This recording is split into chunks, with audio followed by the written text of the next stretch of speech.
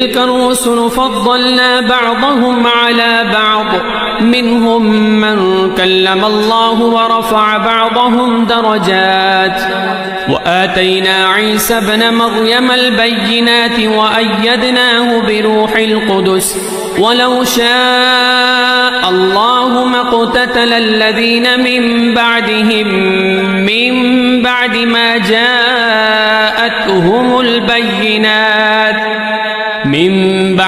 جاءتهم البينات ولكن اختلفوا فمنهم من آمن ومنهم من كفر ولو شاء الله ما اقتتلوا ولكن الله يفعل ما يريد. يا أيها الذين آمنوا أنفقوا مما رزقناكم من قبل أن يأتي يوم لا بيع فيه ولا خلة ولا شفاعة والكافرون هم الظالمون. الله لا إله إلا هو الحي القيوم لا تأخذه سنة ولا نوم له ما في السماوات وما في الأرض من ذا الذي يشفع عنده إلا بإذنه يعلم ما بين أيديهم وما خلفهم ولا يحيطون بشيء من علمه إلا بما شاء وسع كرسيه السماوات والأرض ولا يؤوده حفظهما وهو العلي العظيم. لا إكراه في الدين قد تبين الرشد من الغي فمن يكفر بالطاغوت ويؤمن بالله فقد استمسك بالعروة الوثقى لا انفصام لها والله سميع عليم. الله ولي الذين آمنوا يخرجهم من الظلمات إلى النور والذين كفروا أولياؤهم الطاغوت يخرجونهم من النور إلى الظلمات أولئك أصحاب النار هم فيها خالدون. ألم تر إلى الذي حاج إبراهيم في ربه أن آتاه الله الملك إذ قال إبراهيم ربي الذي يحيي ويميت قال أنا أحيي وأميت قال إبراهيم فإن الله يأتي بالشمس من المشرق فأت بها من المغرب فبهت الذي كفر والله لا يهدي القوم الظالمين. أو كالذي مر على قرية وهي خاوية على عروشها قال أنى يحيي هذه الله بعد موتها فأماته الله 100 عام ثم بعثه قال كم لبثت قال لبثت يوما أو بعض يوم قال بل لبثت 100 عام فانظر إلى طعامك وشرابك لم يتسنه وانظر إلى حمارك ولنجعلك آية للناس وانظر إلى العظام كيف ننشزها ثم نكسوها لحما فلما تبين له قال أعلم أن الله على كل شيء قدير. وإذ قال إبراهيم رب أرني كيف تحيي الموتى قال أولم تؤمن قال بلى ولكن ليطمئن قلبي قال فخذ 4 من الطير فصرهن إليك ثم اجعل على كل جبل منهن جزءا ثم ادعهن يأتينك سعيا واعلم أن الله عزيز حكيم. مثل الذين ينفقون أموالهم في سبيل الله كمثل حبة أنبتت 7 سنابل في كل سنبلة 100 حبة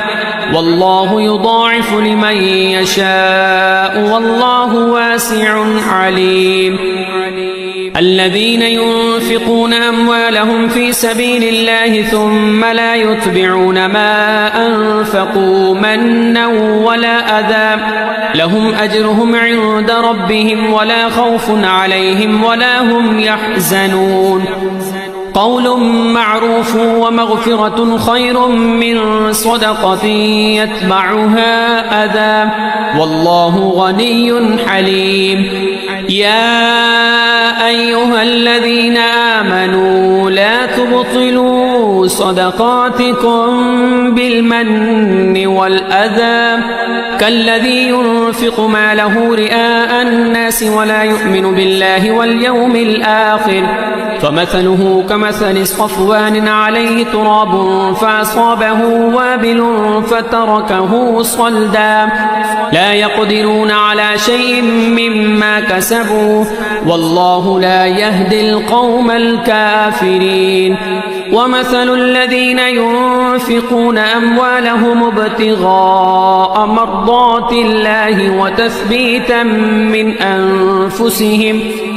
كمثل جنة بربوة أصابها وابل فآتت أكلها ضعفين فإن لم يصبها وابل فطلوا والله بما تعملون بصير أيود أحدكم أن تكون له جنة من نخيل وأعناب تجري من تحتها الأنهار له فيها من كل الثمرات وأصابه الكبر وله ذرية ضعفاء فأصابها إعصار فيه نار فاحترقت كذلك يبين الله لكم الآيات لعلكم تتفكرون يا أيها الذين آمنوا أنفقوا من طيبات ما كسبتم وممما أخرجنا لكم من الأرض ولا تيمموا الخبيث منه تنفقون ولستم بآخذيه إلا أن تغمضوا فيه واعلموا أن الله غني حميد الشيطان يعدكم الفقر ويأمركم بالفحشاء والله يعدكم مغفرة منه وفضلا والله واسع عليم يؤتي الحكمة من يشاء ومن يؤت الحكمة فقد أوتي خيرا كثيرا وما يذكر إلا أولو الألباب وما أنفقتم من نفقة أو نذرتم من نذر فإن الله يعلمه وما للظالمين من أنصار إن تبدوا الصدقات فنعما هي وإن تخفوها وتؤتوها الفقراء فهو خير لكم ويكفر عنكم من سيئاتكم والله بما تعملون خبير ليس عليك هداهم ولكن الله يهدي من يشاء وما تنفقوا من خير فلأنفسكم وما تنفقون إلا ابتغاء وجه الله وما تنفقوا من خير يوفى إليكم وأنتم لا تظلمون للفقراء الذين أحصروا في سبيل الله لا يستطيعون ضربا في الأرض يحسبهم الجاهل أغنياء من التعفف تعرفهم بسيماهم لا يسألون الناس إلحافا وما تنفقوا من خير فإن الله به عليم الذين ينفقون أموالهم بالليل والنهار سرا وعلانية فلهم أجرهم عند ربهم ولا خوف عليهم ولا هم يحزنون الذين يأكلون الربا لا يقومون إلا كما يقوم الذي يتخبطه الشيطان من المس ذلك بأنهم قالوا إنما البيع مثل الربا وأحل الله البيع وحرم الربا فمن جاءه موعظة من ربه فانتهى فله ما سلف وأمره إلى الله ومن عاد فأولئك أصحاب النار هم فيها خالدون يمحق الله الربا ويربي الصدقات والله لا يحب كل كفار أثيم إن الذين آمنوا وعملوا الصالحات وأقاموا الصلاة وآتوا الزكاة لهم أجرهم عند ربهم ولا خوف عليهم ولا هم يحزنون يا أيها الذين آمنوا اتقوا الله وذروا ما بقي من الربا إن كنتم مؤمنين فإن لم تفعلوا فأذنوا بحرب من الله ورسوله وإن تبتم فلكم رؤوس أموالكم لا تظلمون ولا تظلمون وإن كان ذو عسرة فنظرة إلى ميسرة وأن تصدقوا خير لكم إن كنتم تعلمون واتقوا يوما ترجعون فيه إلى الله ثم توفى كل نفس ما كسبت وهم لا يظلمون يا أيها الذين آمنوا إذا تداينتم بدين إلى أجل مسمى فاكتبوه وليكتب بينكم كاتب بالعدل ولا يأب كاتب أن يكتب كما علمه الله فليكتب وليملل الذي عليه الحق وليتق الله ربه ولا يبخس منه شيئا فإن كان الذي عليه الحق سفيها أو ضعيفا أو لا يستطيع أن يمل هو فليملل وليه بالعدل واستشهدوا شهيدين من رجالكم فإن لم يكونا رجلين فرجل وامرأتان ممن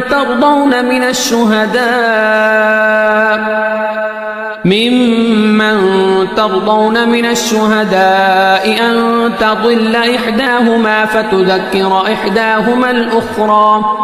ولا يأبى الشهداء إذا ما دعوا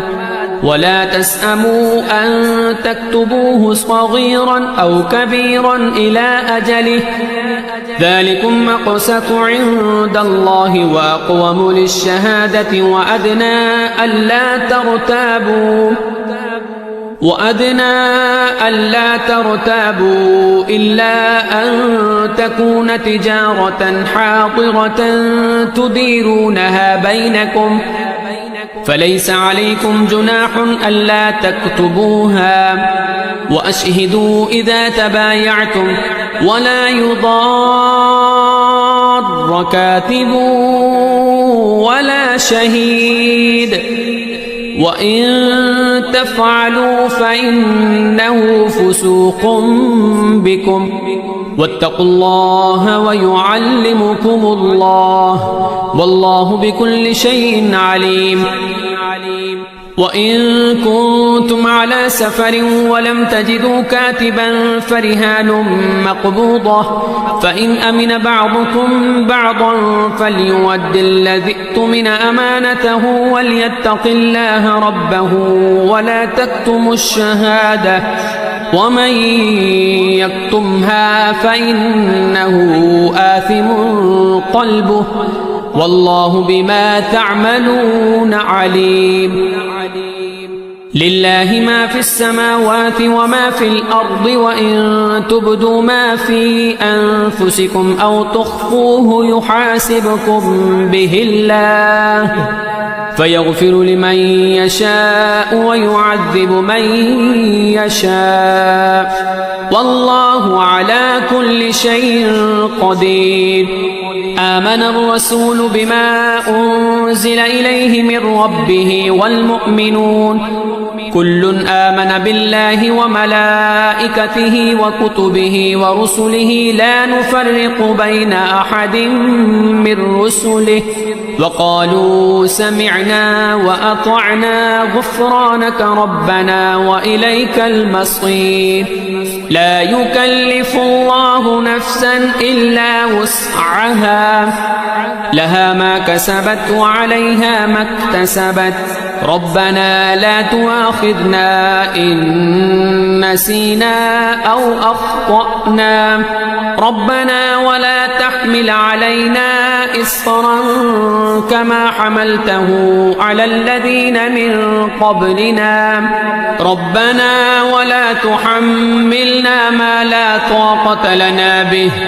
واعف عنا واغفر لنا وارحمنا أنت مولانا فانصرنا على القوم الكافرين.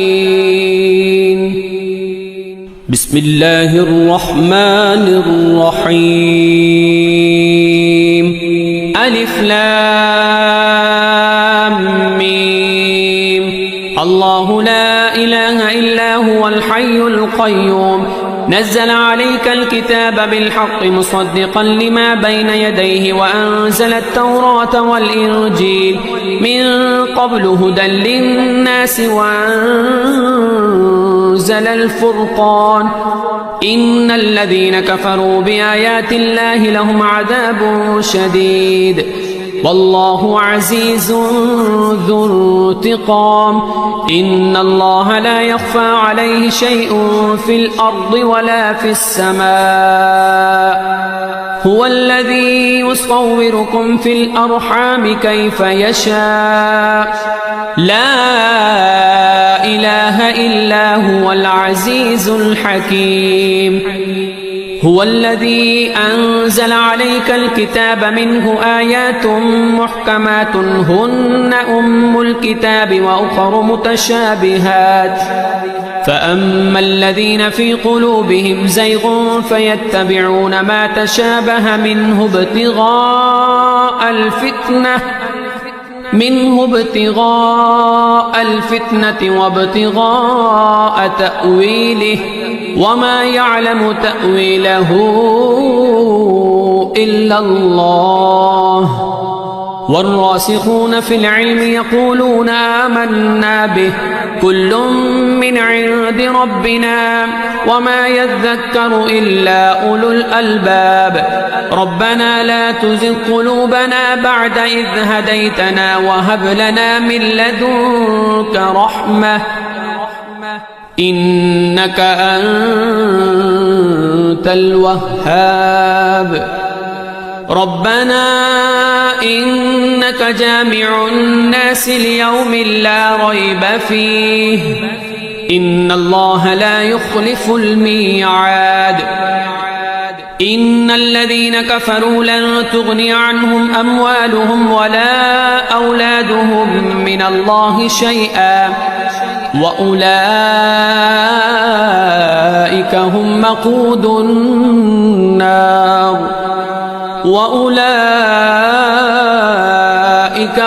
وقود النار كدأب آل فرعون والذين من قبلهم كذبوا بآياتنا فأخذهم الله بذنوبهم والله شديد العقاب. قل للذين كفروا ستغلبون وتحشرون إلى جهنم وبئس المهاد. قد كان لكم آية في فئتين التقتا فئة تقاتل في سبيل الله وأخرى كافرة يرونهم مثليهم رأي العين والله يؤيد بنصره من يشاء إن في ذلك لعبرة لأولي الأبصار.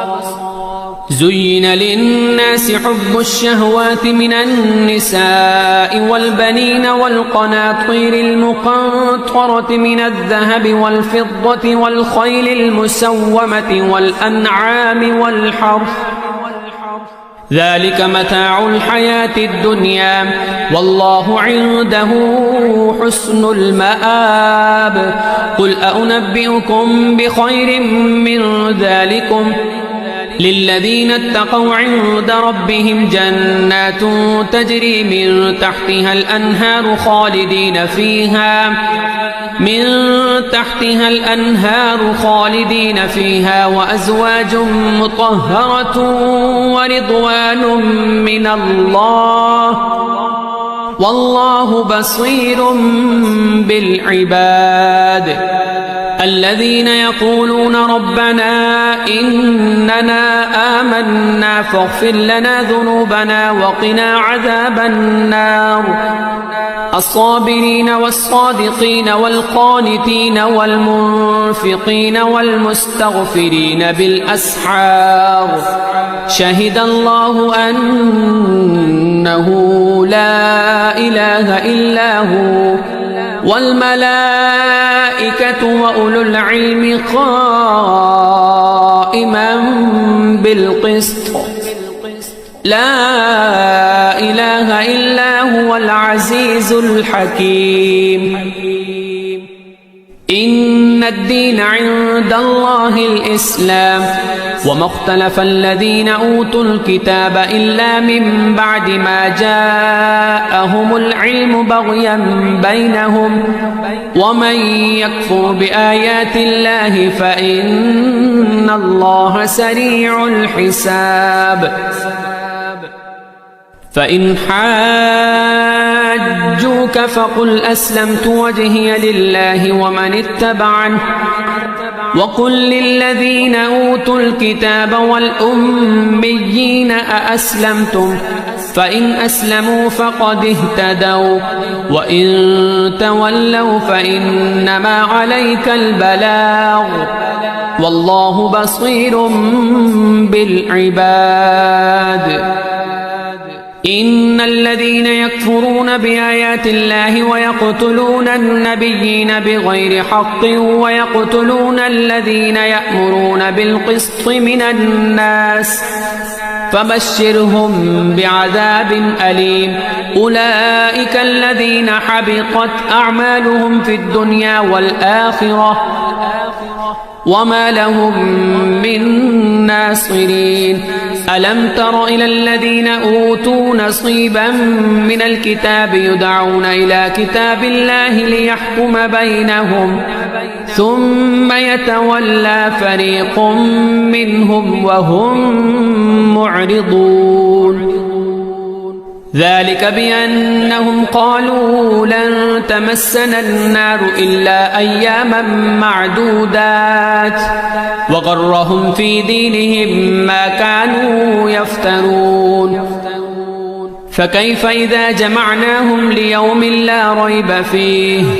ووفيت كل نفس ما كسبت وهم لا يظلمون قل اللهم مالك الملك تؤتي الملك من تشاء وتنزع الملك ممن تشاء وتعز من تشاء وتذل من تشاء بيدك الخير إنك على كل شيء قدير تولج الليل في النهار وتولج النهار في الليل وتخرج الحي من الميت وتخرج الميت من الحي وترزق من تشاء بغير حساب لا يتخذ المؤمنون الكافرين أولياء من دون المؤمنين ومن يفعل ذلك فليس من الله في شيء إلا أن تتقوا منهم تقاه ويحذركم الله نفسه وإلى الله المصير. قل إن تخفوا ما في صدوركم أو تبدوه يعلمه الله ويعلم ما في السماوات وما في الأرض والله على كل شيء قدير. يوم تجد كل نفس ما عملت من خير محضرا وما عملت من سوء تود لو أن بينها وبينه أمدا بعيدا ويحذركم الله نفسه والله رؤوف بالعباد. قل إن كنتم تحبون الله فاتبعوني يحببكم الله ويغفر لكم ذنوبكم والله غفور رحيم. قل أطيعوا الله والرسول فإن تولوا فإن الله لا يحب الكافرين. إن الله اصطفى آدم ونوحا وآل إبراهيم وآل عمران على العالمين ذرية بعضها من بعض والله سميع عليم. إذ قالت امرأة عمران رب إني نذرت لك ما في بطني محررا فتقبل مني إنك أنت السميع العليم. فلما وضعتها قالت رب إني وضعتها أنثى والله أعلم بما وضعت وليس الذكر كالأنثى وإني سميتها مريم وإني أعيذها بك وذريتها من الشيطان الرجيم. فتقبلها ربها بقبول حسن وأنبتها نباتا حسنا وكفلها زكريا. كلما دخل عليها زكريا المحراب وجد عندها رزقا قال يا مريم أنى لك هذا قالت هو من عند الله إن الله يرزق من يشاء بغير حساب. هنالك دعا زكريا ربه قال رب هب لي من لدنك ذرية طيبة إنك سميع الدعاء. فنادته الملائكة وهو قائم يصلي في المحراب أن الله يبشرك بيحيى مصدقا بكلمة من الله وسيدا وحصورا ونبيا من الصالحين. قال رب أنى يكون لي غلام وقد بلغني الكبر وامرأتي عاقر قال كذلك الله يفعل ما يشاء. قال رب اجعل لي آية قال آيتك ألا تكلم الناس 3 أيام إلا رمزا واذكر ربك كثيرا وسبح بالعشي والإبكار. وإذ قالت الملائكة يا مريم إن الله اصطفاك وطهرك واصطفاك على نساء العالمين يا مريم اقنتي لربك واسجدي واركعي مع الراكعين. ذلك من أنباء الغيب نوحيه إليك وما كنت لديهم إذ يلقون أقلامهم أيهم يكفل مريم وما كنت لديهم إذ يختصمون. إذ قالت الملائكة يا مريم إن الله يبشرك بكلمة منه اسمه المسيح عيسى ابن مريم وجيها في الدنيا والآخرة ومن المقربين ويكلم الناس في المهد وكهلا ومن الصالحين. قالت رب أنى يكون لي ولد ولم يمسسني بشر قال كذلك الله يخلق ما يشاء إذا قضى أمرا فإنما يقول له كن فيكون ويعلمه الكتاب والحكمة والتوراة والإنجيل ورسولا إلى بني إسرائيل أني قد جئتكم بآية من ربكم أني أخلق لكم من الطين كهيئة الطير فأنفق فيه فيكون طيرا بإذن الله وأبرئ الأكمه والأبرص وأحيي الموتى بإذن الله وأنبئكم بما تأكلون وما تدخرون في بيوتكم إن في ذلك لآية لكم إن كنتم مؤمنين ومصدقا لما بين يدي من التوراة ولأحل لكم بعض الذي حرم عليكم وجئتكم بآية من ربكم فاتقوا الله وأطيعون إن الله ربي وربكم فاعبدوه هذا صراط مستقيم فلما أحس عيسى منهم الكفر قال من أنصاري إلى الله قال الحواريون نحن أنصار الله آمنا بالله واشهد بأننا مسلمون ربنا آمنا بما أنزلت واتبعنا الرسول فاكتبنا مع الشاهدين ومكروا ومكر الله والله خير الماكرين إذ قال الله يا عيسى إني متوفيك ورافعك إلي ومطهرك من الذين كفروا وجاعل الذين اتبعوك فوق الذين كفروا إلى يوم القيامة ثم إلي مرجعكم فأحكم بينكم فيما كنتم فيه تختلفون فأما الذين كفروا فأعذبهم عذابا شديدا في الدنيا والآخرة وما لهم من ناصرين وأما الذين آمنوا وعملوا الصالحات فيوفيهم أجورهم والله لا يحب الظالمين ذلك نتلوه عليك من الآيات والذكر الحكيم إن مثل عيسى عند الله كمثل آدم خلقه من تراب ثم قال له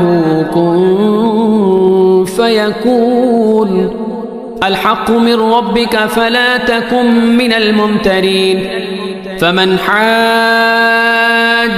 فيه من بعد ما جاءك من العلم فقل تعالوا ندع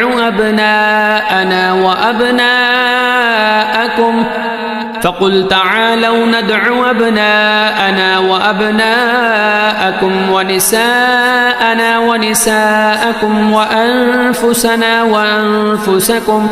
ثم نبتهل فنجعل لعنة الله على الكاذبين إن هذا لهو القصص الحق وما من إله إلا الله وإن الله لهو العزيز الحكيم فإن تولوا فإن الله عليم بالمفسدين قل يا أهل الكتاب تعالوا إلى كلمة سواء بيننا وبينكم ألا نعبد إلا الله ولا نشرك به شيئا ولا يتخذ بعضنا بعضا أربابا من دون الله فإن تولوا فقولوا اشهدوا بأننا مسلمون يا أهل الكتاب لم تحاجون في إبراهيم وما أنزلت التوراة والإنجيل إلا من بعده أفلا تعقلون ها أنتم هؤلاء حاججتم فيما لكم به علم فلم تحاجون فيما ليس لكم به علم والله يعلم وأنتم لا تعلمون ما كان إبراهيم يهوديا ولا نصرانيا ولكن كان حنيفا مسلما وما كان من المشركين إن أولى الناس بإبراهيم للذين اتبعوه وهذا النبي والذين آمنوا والله ولي المؤمنين ودت طائفة من أهل الكتاب لو يضلونكم وما يضلون إلا أنفسهم وما يشعرون يا أهل الكتاب لم تكفرون بآيات الله وأنتم تشهدون يا أهل الكتاب لم تلبسون الحق بالباطل وتكتمون الحق وأنتم تعلمون وقالت طائفة من أهل الكتاب آمنوا بالذي أنزل على الذين آمنوا وجه النهار واكفروا آخره لعلهم يرجعون ولا تؤمنوا إلا لمن تبع دينكم قل إن الهدى هدى الله أن يؤتى أحد مثل ما أوتيتم أو يحاجوكم عند ربكم قل إن الفضل بيد الله يؤتيه من يشاء والله واسع عليم يختص برحمته من يشاء والله ذو الفضل العظيم ومن أهل الكتاب من إن تأمنه بقنطار يؤده إليك ومنهم من إن تأمنه بدينار لا يؤده إليك إلا ما دمت عليه قائما ذلك بأنهم قالوا ليس علينا في الأميين سبيل ويقولون على الله الكذب وهم يعلمون بلى من أوفى بعهده واتقى فإن الله يحب المتقين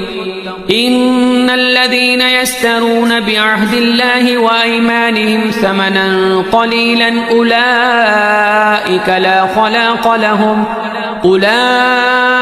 لا خلاق لهم في الآخرة ولا يكلمهم الله ولا ينظر إليهم يوم القيامة ولا يزكيهم ولهم عذاب أليم وإن منهم لفريقا يلوون ألسنتهم بالكتاب لتحسبوه من الكتاب وما هو من الكتاب ويقولون هو من عند الله وما هو من عند الله ويقولون على الله الكذب وهم يعلمون ما كان لبشر أن يؤتيه الله الكتاب والحكم والنبوة ثم يقول للناس كونوا عبادا لي من دون الله ولكن كونوا ربانيين بما كنتم تعلمون الكتاب وبما كنتم تدرسون ولا يأمركم أن تتخذوا الملائكة والنبيين أربابا أيأمركم بالكفر بعد إذ أنتم مسلمون وإذا أخذ الله ميثاق النبيين لما آتيتكم من كتاب وحكمة ثم جاءكم رسول مصدق لما معكم لتؤمنن به ولتنصرنه قال أأقررتم ما أخذتم على ذلكم إصري قالوا أقررنا قال فاشهدوا وأنا معكم من الشاهدين فمن تولى بعد ذلك فأولئك هم الفاسقون أفغير دين الله يبغون وله أسلم من في السماوات والأرض طوعا وكرها وإليه يرجعون قل آمنا بالله وما أنزل علينا وما أنزل على إبراهيم وإسماعيل وإسحاق ويعقوب والأسباط وما أوتي موسى وعيسى والنبيون من ربهم لا نفرق بين أحد منهم ونحن له مسلمون ومن يبتغ غير الإسلام دينا فلن يقبل منه وهو في الآخرة من الخاسرين كيف يهدي الله قوما كفروا بعد إيمانهم وشهدوا أن الرسول حق وجاءهم البينات والله لا يهدي القوم الظالمين أولئك جزاؤهم أن عليهم لعنة الله والملائكة والناس أجمعين خالدين فيها لا يخفف عنهم العذاب ولا هم ينظرون إلا الذين تابوا من بعد ذلك وأصلحوا فإن الله غفور رحيم إن الذين كفروا بعد إيمانهم ثم ازدادوا كفرا لن تقبل توبتهم وأولئك هم الضالون إن الذين كفروا وماتوا وهم كفار فلن يقبل من أحدهم ملء الأرض ذهبا ولو افتدى به أولئك لهم عذاب أليم وما لهم من ناصرين